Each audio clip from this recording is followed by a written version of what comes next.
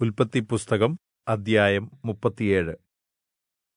യാക്കോബ് തന്റെ പിതാവ് പരദേശിയായി പാർത്ത ദേശമായ കനാൻദേശത്തു വസിച്ചു. യാക്കോബിന്റെ വംശപരമ്പര ഇതാകുന്നു. യോസേഫിന് 17 വയസ്സായപ്പോൾ അവൻ തന്റെ സഹോദരന്മാരോടുകൂടെ ആടുകളെ മേയിച്ചുകൊണ്ട് ഒരു ബാലനായി തന്റെ അപ്പന്റെ ഭാര്യമാരായ ബിൽഹായുടെയും സില്പായുടെയും പുത്രന്മാരോടുകൂടെ ഇരുന്ന് അവരെക്കുറിച്ചുള്ള ദുർവാർത്ത യോസേഫ് അപ്പനോട് വന്നു പറഞ്ഞു. യോസേഫ് വാർദ്ധക്യത്തിലെ മകനാകകൊണ്ട് യിസ്രായേൽ എല്ലാ മക്കളിലും വെച്ച് അവനെ അധികം സ്നേഹിച്ച് ഒരു നാനാവർണ്ണങ്ങളിലുള്ള അങ്കി അവന് ഉണ്ടാക്കിച്ചു കൊടുത്തു. അപ്പൻ തങ്ങളെ എല്ലാവരെക്കാളും അവനെ അധികം സ്നേഹിക്കുന്നു എന്ന് അവന്റെ സഹോദരന്മാർ കണ്ടിട്ട് അവനെ വെറുത്തു. അവനോട് സൗഹൃദപൂർവ്വം സംസാരിക്കുവാൻ അവർക്ക് കഴിഞ്ഞില്ല.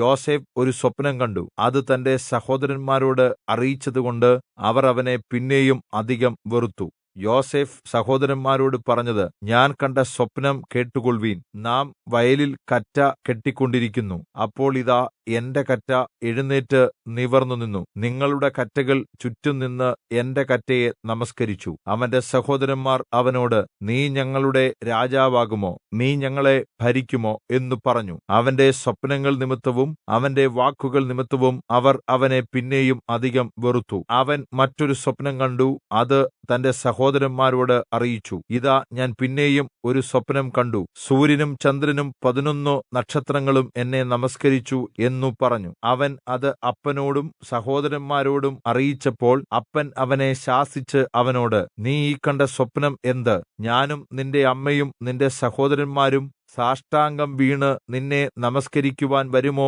എന്നു പറഞ്ഞു. അവന്റെ സഹോദരന്മാർക്ക് അവനോട് അസൂയ തോന്നി. അപ്പനോ ഈ വാക്ക് മനസ്സിൽ സൂക്ഷിച്ചു. അവന്റെ സഹോദരന്മാർ അപ്പന്റെ ആടുകളെ മേയിക്കുവാൻ ശേഖേമിൽ പോയിരുന്നു. യിസ്രായേൽ യോസേഫിനോട്, നിന്റെ സഹോദരന്മാർ ശേഖേമിൽ ആടുമേയിക്കുന്നുണ്ടല്ലോ, വരുക, ഞാൻ നിന്നെ അവരുടെ അടുക്കൽ അയക്കും എന്നു പറഞ്ഞതിന് അവൻ അവനോട്, ഞാൻ പോകാം എന്നു പറഞ്ഞു. യിസ്രായേൽ അവനോട്, നീ ചെന്ന് നിന്റെ സഹോദരന്മാർക്ക് സുഖം തന്നെയോ, ആടുകൾ നന്നായിരിക്കുന്നുവോ എന്നു നോക്കി വന്നു വിവരം അറിയിക്കണം എന്നു പറഞ്ഞ് ഹെബ്രോൻ താഴ്വരയിൽ നിന്ന് അവനെ അയച്ചു. അവൻ ശേഖേമിലെത്തി. അവൻ മേച്ചിൽ സ്ഥലത്ത് ചുറ്റി നടക്കുന്നത് ഒരുവൻ കണ്ടു. നീ എന്ത് അന്വേഷിക്കുന്നു എന്ന് അവനോട് ചോദിച്ചു. അതിനവൻ, ഞാൻ എന്റെ സഹോദരന്മാരെ അന്വേഷിക്കുന്നു. അവർ എവിടെ ആടുമേയിക്കുന്നു എന്ന് എന്നോട് അറിയിക്കണമേ എന്നു പറഞ്ഞു. അവർ ഇവിടെ നിന്ന് പോയി, നാം ദോഥാനിലേക്ക് പോവുക എന്ന് അവർ പറയുന്നത് ഞാൻ കേട്ടു എന്ന് അവൻ പറഞ്ഞു. അങ്ങനെ യോസേഫ് തന്റെ സഹോദരന്മാരെ അന്വേഷിച്ചു ചെന്ന് ദോഥാനിൽ വെച്ച് കണ്ടു. സഹോദരന്മാർ യോസേഫിനെ ദൂരത്തുനിന്ന് കണ്ടിട്ട് അവനെ കൊല്ലേണ്ടതിന് അവൻ അടുത്തു വരുന്നതിനു മുമ്പേ അവന് വിരോധമായി ഗൂഢാലോചന ചെയ്തു. അതാ സ്വപ്നക്കാരൻ വരുന്നു. വരുവീൻ, നാം അവനെ കൊന്ന് ഒരു കുഴിയിൽ ഇട്ടുകളയുക. ഒരു കാട്ടുമൃഗം അവനെ തിന്നുകളഞ്ഞു എന്ന് പറയാം. അവന്റെ സ്വപ്നങ്ങൾ എന്താകുമെന്ന് നമുക്ക് കാണാമല്ലോ എന്ന് തമ്മിൽ പറഞ്ഞു. രൂബൻ അത് കേട്ടിട്ട്, നാം അവന് ജീവഹാനി വരുത്തരുത് എന്ന് പറഞ്ഞ് അവനെ അവരുടെ കയ്യിൽ നിന്ന് രക്ഷിച്ചു. അവരുടെ കയ്യിൽ നിന്ന് അവനെ വിടുവിച്ച് അപ്പന്റെ അടുക്കൽ കൊണ്ടുപോകണമെന്ന് കരുതിക്കൊണ്ട് രൂബൻ അവരോട്, രക്തം വീഴ്ത്തരുത്. നിങ്ങൾ അവന്റെ മേൽ കൈവെക്കാതെ മരുഭൂമിയിലുള്ള ഈ കുഴിയിൽ അവനെ ഇടുവീൻ എന്ന് പറഞ്ഞു. യോസേഫ് തന്റെ സഹോദരന്മാരുടെ അടുക്കൽ വന്നപ്പോൾ അവൻ ധരിച്ചിരുന്ന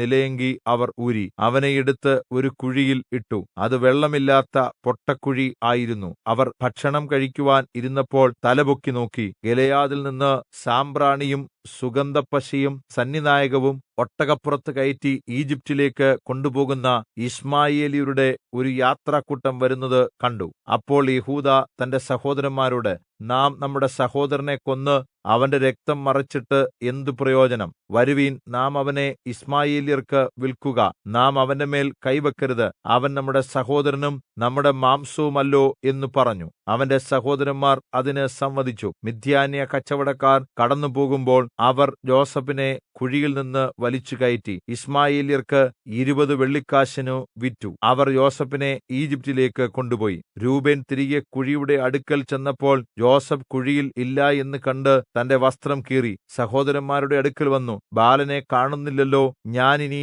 എവിടെ പോകേണ്ടു എന്ന് പറഞ്ഞു. പിന്നെ അവർ ഒരു കോലാട്ടിൻകുട്ടിയെ കൊന്ന് യോസേഫിന്റെ അങ്കിയെടുത്ത് രക്തത്തിൽ മുക്കി. അവർ നിലയങ്കി അപ്പന്റെ അടുക്കൽ കൊടുത്തയച്ചു. ഇത് ഞങ്ങൾക്ക് കണ്ട കണ്ടുകിട്ടി, ഇത് നിന്റെ മകന്റെ അങ്കിയോ അല്ലയോ എന്ന് നോക്കണം എന്ന് പറഞ്ഞു. അവൻ അത് തിരിച്ചറിഞ്ഞു, ഇത് എന്റെ മകന്റെ അങ്കി തന്നെ. ഒരു കാട്ടുമൃഗം അവനെ തിന്നുകളഞ്ഞു, യോസേഫിനെ പറിച്ച് കീറിക്കളഞ്ഞു, സംശയമില്ല എന്നു പറഞ്ഞു. യാക്കോബ് വസ്ത്രം കീറി അരയിൽ ചാക്കുശീല ചുറ്റി ഏറിയ നാൾ തന്റെ മകനെ ചൊല്ലി ദുഃഖിച്ചുകൊണ്ടിരുന്നു. അവന്റെ പുത്രന്മാരും പുത്രിമാരും എല്ലാം അവനെ ആശ്വസിപ്പിക്കുവാൻ വന്നു. അവനോ ആശ്വാസം കൈക്കൊള്ളുവാൻ മനസ്സില്ലാതെ, ഞാൻ ദുഃഖത്തോടെ എന്റെ മകന്റെ അടുക്കൽ പാതാളത്തിൽ ഇറങ്ങും എന്നു പറഞ്ഞു. ഇങ്ങനെ അവന്റെ അപ്പൻ അവനെക്കുറിച്ച് കരഞ്ഞുകൊണ്ടിരുന്നു. എന്നാൽ മിദ്യാന്യർ അവനെ ഈജിപ്റ്റിൽ ഫറവോന്റെ ഒരു ഉദ്യോഗസ്ഥനായി അംഗരക്ഷകരുടെ നായകനായ പോത്തിഫേറിന് വിറ്റു.